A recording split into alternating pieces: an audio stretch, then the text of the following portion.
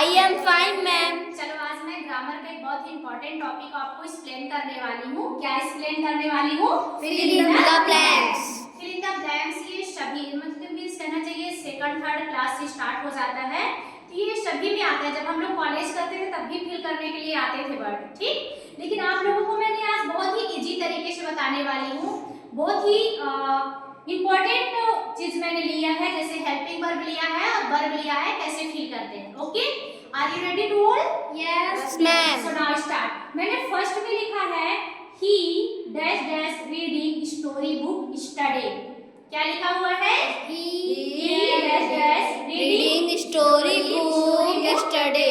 Study. Okay, अब देखो study मतलब क्या होता है? बीता हुआ, जो बीत गया। तो देखो यहाँ पे हमने टू हेल्पिंग वर्ब लिखी है, वाज और आर। क्या लिखी हुई है? Was और are। आर लिखी हुई है। आर तो मेरी प्रेजेंट की हेल्पिंग वर्ब है। किसकी है? प्रेजेंट की। और वाज किसकी है? Past। पास्ट। तो यहाँ पे क्या हो जाएगा? Was। वाज हो जाएगा। क्या हो जाएगा? Was। वाज। जब भी कभी आप लोग फिल इन द ब्लैंक्स करें तो पहले बहुत ही केयरफुल सेंटेंस को पढ़ें। इसमें फिल करने के लिए क्या दिया है, कौन सी हेल्पिंग वर्ब पूछा है कि वर्ब पूछा है, मींस कौन सा वर्ड पूछा है, उसको 1 से 2 बार आप लोग रीड करें। इसके बाद उसको फिल करें। इतना जल्दीबाजी में कभी कभी आप लोग फिल कर देते हैं कि बनती हुई चीजों को भी गलत जगह फिल कर देते हैं, मींस सेंटेंस क्या होता है आप लोगों का रॉन्ग हो जाता है। ओके, फिर हमने लिखा है I dash dash news paper. क्या लिखा है? I dash dash newspaper। अब देखो मैंने बहुत ही इजी तरीके से I dash dash news paper. अब हमने लिखा है रीड और रीड्स, तो यहाँ पे आई है तो आई के साथ वर्ब की First फर्स्ट form। फॉर्म लगती है, तो क्या हो जाएगा यहाँ पे? Read। रीड हो जाएगा। अगर हम यहाँ पे ही कर देते तो मेरा क्या हो जाता? Reads। रीड्स हो जाता है। क्या हो जाता? Reads। ओके, फिर हमने लिखा है I dash dash do my homework. क्या लिखा है? I dash dash do my homework। अब देखो, अब इसमें हमें डू नॉट भरना है कि डज नॉट भरना है। इसमें हमने आई लिखा है, आई के साथ डू नॉट लगता है, तो हमें यहाँ पे क्या भरना है? Do not। Do not.